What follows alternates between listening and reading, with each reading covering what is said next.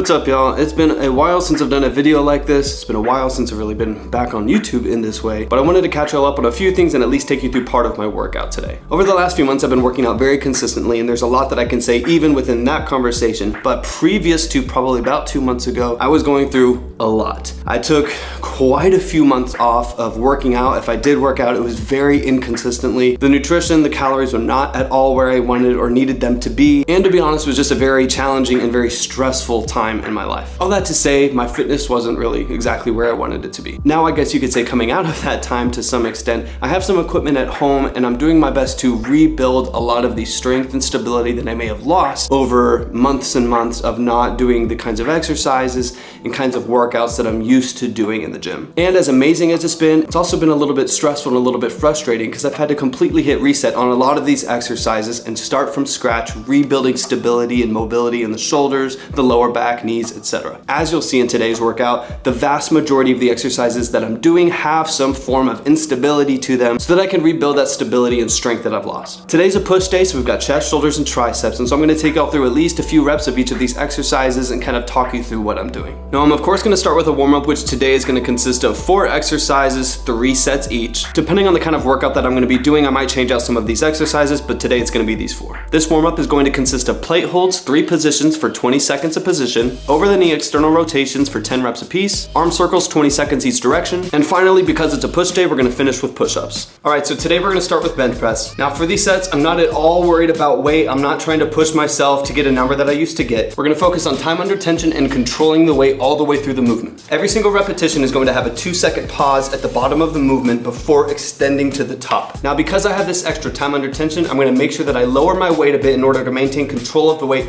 all the way through the rep and all the way through my sets. All right, second exercise is a kneeling kettlebell shoulder press. For a kneeling kettlebell shoulder press, you're gonna have one knee on the ground and one knee elevated. I personally like to keep one arm extended straight out to the side for stability, but of course you can put your hands wherever you want to, or one hand on the waist, whatever feels comfortable for you. Whatever side of the body that has the knee on the ground, that's the same arm that you're going to use to press. So in this example, I have my right knee on the ground and I have the kettlebell in my right arm to the outside of the wrist. From this position, you're going to extend the arm that has the kettlebell straight up until fully extended. Fight to keep the core engaged and refrain from swaying side to side or rotating with the upper body as much as possible. When you switch sides, obviously the same is going to be true. My left knee is down, my left arm carries the kettlebell to the outside of the wrist, right arm extended, and press straight overhead.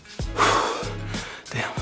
The third exercise we're gonna do is a single arm or asymmetrical dumbbell chest press. For these, I'm gonna fold the elbow just a little bit, keep the dumbbell a bit closer to the shoulder, and keep my opposite arm out for stability. Make sure to keep your feet planted on the floor and use your core to fight rotating during the movement. On these single arm presses, do your best to increase your range of motion as much as possible without rotating on the bench. That way you activate the chest and anterior deltoid as much as possible. I'm gonna finish the workout with a bit of a circuit for the chest, shoulders, and triceps, but the last exercise that I'm going to isolate all on its own is going to be a seated, bell extended kettlebell shoulder press. I'm doing these seated because I wanna activate the core a bit more. Being that I took so much time off and was so inconsistent, it's gonna take me a while to rebuild a lot of the strength and stability that I once had. So for this push day, I wanna make sure that most of my exercises are integrating more core work and more wrist and shoulder stability than I maybe normally would have in a workout. For the bell extended shoulder press, we're gonna keep these really simple. You're gonna sit on the ground with your legs extended with a slight bend in the knees. Once again, your off arm can be extended straight to the side on the hips or just rested wherever is comfortable. The hand with the kettlebell is going to hold it by the handle with the bell extended, pointed towards the ceiling. From this position, simply press till your arms are fully extended and slowly return to your starting position. Keep these slow as it takes a lot more shoulder and wrist stability. All right, to finish up this workout, I just did a circuit of push-ups, barbell shoulder press, and parallel bar dips. Now, I'm not going to bore you with videos of each of those sets, but I did 3 sets of about 10 to 12 reps each exercise. If there was a message for this entire video, it'd be don't be afraid to start over. Now, I know I'm not in a position to do the kind of weight that I did a couple years back, so I need to hit reset and make sure that these stabilizing muscles, that my core, my back, my shoulders, even my wrist is healthy enough to do these movements without injury. I'd much rather do that and take the hit to my ego than hurt myself and set myself back even farther. So if you're in a similar position to me, take your time, be patient, and I promise you'll be better off for it. If you enjoyed this video, don't forget to smash the like button, subscribe,